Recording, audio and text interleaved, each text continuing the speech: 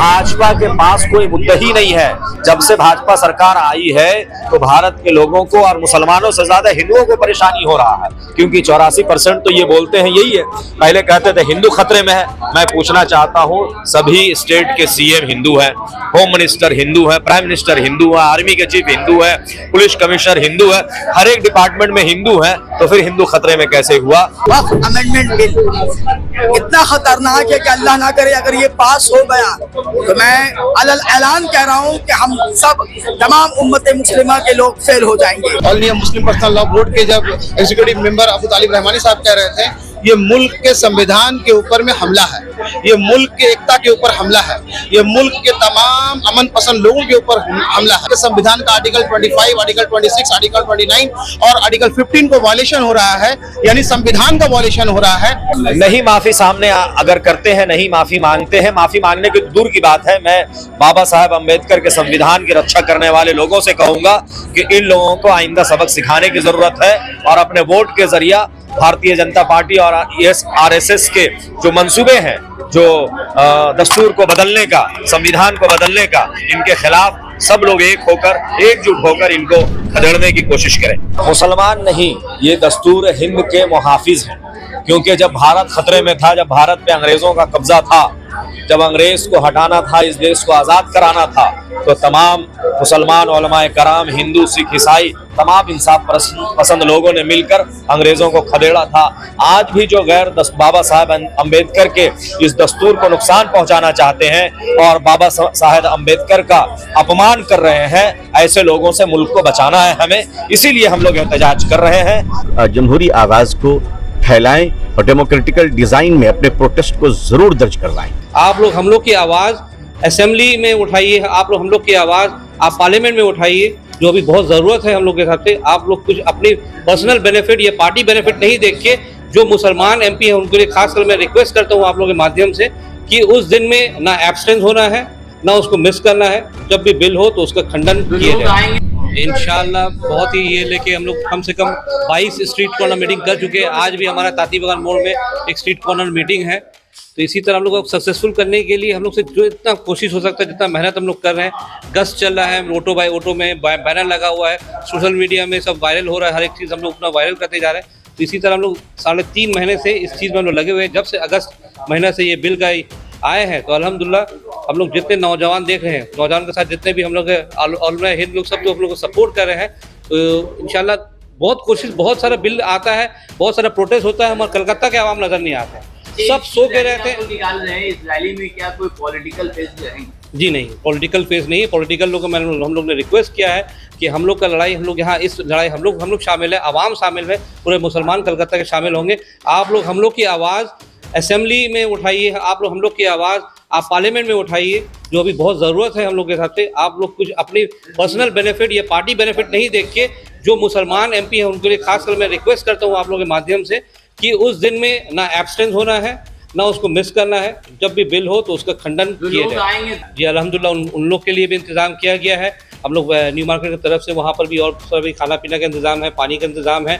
तो हम लोग ज़्यादातर कोशिश कर रहे हैं कि ज़्यादातर कलकत्ता के जितने लोग आए, जितना कलकत्ता सब अभी सोए हुए हैं, जितने भी कलकत्ता के आवाम अभी सब सोए हुए हैं, जो अभी तक उठे नहीं है, जितने भी प्रोग्राम हुई आपको ज़्यादातर वहाँ सब सबब से बाहरी के लोग आपको नज़र आएंगे। जितना भी 4 लाख 3 लाख जो भी लोग आए सब बाहरी के। तो इस बार के हम लोग का प्रोग्राम यही इनिशिएटिव है कि कलकत्ता के आवाम भी उठे, कलकत्ता आवाम भी नहारी पूरी बिरयानी में मस्त रहते हैं, सोए रहते हैं। उसको हटा के आप लोग जुमे के दिन, जुमा का नमाज, कुछ अपना वो होता है ना, खिचड़ा खाने जा रहे हैं, 1 घंटा वहाँ बिता दे रहे हैं, वो खिचड़ा नहीं खा के 1 घंटा आप न्यू मार्केट की तरफ आके हम लोग के लिए ये वर्क बिल सिर्फ हमारा या यहाँ जो बैठे हुए थे, जो यहाँ प्रेस कॉन्फ्रेंस में, उन लोग के लिए नहीं, ये पूरा मुसलमान के लिए, मुसलमान आवाम के लिए। सिर्फ मुसलमान नहीं, हिंदुस्तान के संविधान को बचाने के लिए है। तो ये संविधान सिर्फ सब भाइयों का है, हिंदू भाइयों के, सिख भाइयों का भी है, बुद्धिस्ट और क्रिश्चियन भाइयों, जितनी भी माइनॉरिटी सभी के लिए। तो मैं रिक्वेस्ट करता हूँ जो भाइयों के लिए ये संविधान बचाइए। ये काला कानून, ये कैंसर कानून जो आने वाला है, ये बिल आने वाला है, वक्त अमेंडमेंट बिल, इसको आप लोग रद्द कीजिए। हम लोग का हाथ से हाथ सपोर्ट कीजिए। 27 दिसंबर जुमा के बाद 2 बजे तक आप लोग न्यू मार्केट का अमीनिया लेन में केएमसी की तरफ जल्द जितने से ज़्यादा हो आप लोग भीड़ लगाइए। मुसलमान नहीं, ये दस्तूर हिंद के मुहाफिज हैं, क्योंकि जब भारत खतरे में था, जब भारत पे अंग्रेजों का कब्जा था, जब अंग्रेज को हटाना था, इस देश को आज़ाद कराना था, तो तमाम मुसलमान उलमाए कराम, हिंदू, सिख, ईसाई, तमाम इंसाफ पसंद लोगों ने मिलकर अंग्रेज़ों को खदेड़ा था। आज भी जो गैर बाबा साहब अम्बेडकर के इस दस्तूर को नुकसान पहुंचाना चाहते हैं और बाबा साहब अम्बेडकर का अपमान कर रहे हैं, ऐसे लोगों से मुल्क को बचाना है हमें। इसीलिए हम लोग एहतजाज कर रहे हैं और इसके लिए आइंदा 27 दिसंबर 2024 को उम्मीद करते हैं कि कलकत्ता के हर गली से, हर मोहल्ले से, हर घर से लोग निकलेंगे और धर्मतल्ला के न्यू मार्केट में बड़ी तादाद देखने को मिलेगी इंशाअल्लाह 27 दिसंबर 2024 को। ऐसा नहीं है, हमेशा निकलते हैं। जब अभी वो तिलोत्तमा का मामला आया, हमारी एक बेटी के साथ बलात्कार हुआ, तो हम सड़कों पर उतरे। और भी दूसरे जगहों पे जो भी मामला हो रहे हैं, जब भी हमें खबर मिलती है, लिंचिंग होते हैं, किसी का मर्डर होता है, किसी का हत्या होता है, कहीं जुल्म और ज्यादती होती है, तो हम तमाम के साथ खड़े होते हैं। जब किसान आंदोलन चल रहा था तो हम लोग बड़ी बड़ी रैलियों कर रहे थे कोलकाता की सड़कों पर। तो ऐसा नहीं है, हम तमाम लोगों के साथ। देखिए, बांग्लादेश में जो हो रहा है, वो बांग्लादेश में इंडियन मीडिया जो बता रही है, इंडियन मीडिया प्रोपगंडा कर रही है, ये गलत नैरेटिव फैला रही है और शुभेंदु अधिकारी के जैसे लोग ये लोगों को गुमराह कर रहे हैं। वहां दरअसल पार्टी का मामला, हसीना वाजिद का जो शेख हसीना वाजिद का जो पार्टी है, उसके लोगों के साथ मामला हो रहे हैं और ये पॉलिटिकल मामला है, ये कोई मामला नहीं है। और जो लोग ये कह रहे हैं, उन्हें मणिपुर, ये शुभेंदु अधिकारी और ये नरेंद्र मोदी साहब, अमित शाह को मणिपुर नजर नहीं आता, लेकिन बांग्लादेश उनको नजर आ जाता है। नहीं माफी सामने अगर करते हैं, नहीं माफी मांगते हैं, माफी मांगने की दूर की बात है। मैं बाबा साहब अम्बेडकर के संविधान की रक्षा करने वाले लोगों से कहूंगा कि इन लोगों को आइंदा सबक सिखाने की जरूरत है और अपने वोट के जरिए भारतीय जनता पार्टी और RSS के जो मंसूबे हैं, जो दस्तूर को बदलने का, संविधान को बदलने का, इनके खिलाफ सब लोग एक होकर, एकजुट होकर इनको खदेड़ने की कोशिश करें। नहीं है, माशाल्लाह आज यहाँ पे जो आपको देख रहे हैं, तमाम मकतबा फिक्र के लोग यहाँ पे हैं। जमीयत उलमा हिंद की नुमाइंदगी है, जमात इस्लामी हिंद की नुमाइंदगी है, जमीयत अहले हदीस की नुमाइंदगी है, अहले सुन्नत वल जमात की नुमाइंदगी है, हमारे शिया हजरात हैं, all India Muslim personal law board है। तमाम तंजीमों ने मिलकर प्रोग्राम को ऑर्गेनाइज कर रहे हैं। तमाम मकतबा फिक्र के लोग एक साथ हैं और इंशाअल्लाह न्यू मार्केट में देखने को भी मिलेगा। भाजपा के पास कोई मुद्दा ही नहीं है। जब से भाजपा सरकार आई है तो भारत के लोगों को और मुसलमानों से ज्यादा हिंदुओं को परेशानी हो रहा है, क्योंकि 84% तो ये बोलते हैं यही है। पहले कहते थे हिंदू खतरे में है। मैं पूछना चाहता हूँ, सभी स्टेट के CM हिंदू हैं, होम मिनिस्टर हिंदू है, प्राइम मिनिस्टर हिंदू है, आर्मी के चीफ हिंदू है, पुलिस कमिश्नर हिंदू है, हर एक डिपार्टमेंट में हिंदू है, तो फिर हिंदू खतरे में कैसे हुआ? इसलिए ये हिंदू भाइयों को गुमराह कर रहे हैं और अब हिंदू कार्ड खेल करके अब सनातन सनातन चिल्ला रहे हैं। अब जब सनातन भाई लोग भी समझ जाएंगे कि इनका ये जो है झूठा प्रोपगंडा है, तो फिर उसके बाद कोई नया दुकान खोलेंगे ये। तो इनकी ये राजनीतिक पॉलिसी है जिसके एजेंडे के तहत ये काम कर रहा है। ये ना हिंदू के हैं ना मुसलमान के हैं, ये अपने तिजारत कर रहे हैं, अपना बिजनेस कर रहे हैं और अडानी अंबानी जैसे लोगों को फायदा पहुंचा रहे हैं। दरअसल जुमे के दिन तमाम मुसलमान जो है मसाजिद में नमाज पढ़ते हैं और उसके बाद में जो है वो जोश, वो वलवला जो मस्जिद के अंदर उनके साथ रहती है, वो कायम रहती है। और ये मामला इतना खतरनाक है, वक्फ अमेंडमेंट बिल इतना खतरनाक है कि अल्लाह ना करे अगर ये पास हो गया तो मैं अलल ऐलान कह रहा हूँ कि हम सब तमाम उम्मत मुस्लिमा के लोग फेल हो जाएंगे। क्योंकि उसके बाद अभी जो हम लोग मस्जिदों को गिरते हुए देख रहे हैं, मसाजिदें गिर रही हैं और हम कुछ कर नहीं पा रहे हैं। जहां एहतिजाज के लिए उतर रहे हैं तो गोलियां चल रही हैं, नौजवान की जानें जा रही हैं। तो हम नहीं चाहते कि इस तरह की हरकत हो, लिहाजा पूरा अमन तरीके से हम लोगों ने ये रास्ता इख्तियार किया है और हमारा ये रिक्वेस्ट है, मैं तमाम लोगों से आजिज़ाना इल्तिजा करते हैं कि आप जो है इसमें शामिल हो और पूरा अमन तरीके से ज़्यादा तादाद में, क्योंकि अभी तक जितने भी जलसे हुए हैं मुजाफात से, हमारे गांव देहात से मुसलमान भाई चले आ रहे हैं। शहर के लोग जो है निकलना नहीं चाह रहे हैं।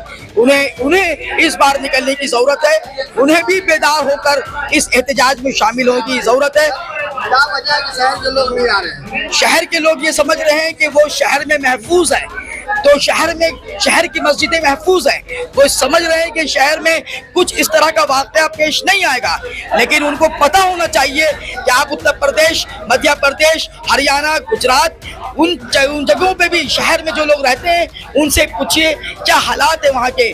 इसी वजह से आज तमाम लोगों को खुसूसी तौर पे शहर के मुसलमानों को भी हम लोगों ने वार्निंग दी है कि अगर आप नहीं निकले तो याद रखिए कल मस्जिदें गिरेंगी तो आप भी उसके चश्मदीद गवाह होंगे और आप अल्लाह के मुजरिम होंगे।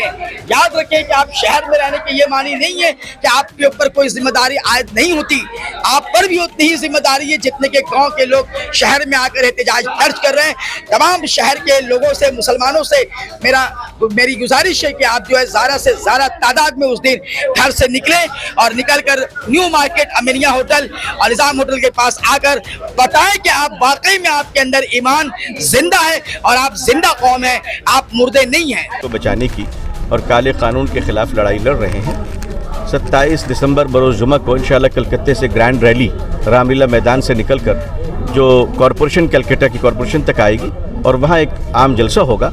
मैं उसी की दावत देने के लिए आज की प्रेस कॉन्फ्रेंस में आया था और मैं अपील करता हूँ कि जोग दर जोग लोग घरों से निकले और निकल कर इस रैली को एक ग्रैंड रैली बनाएं और अपनी जमहूरी आवाज़ को फैलाएं और डेमोक्रेटिकल डिज़ाइन में अपने प्रोटेस्ट को ज़रूर दर्ज करवाएं।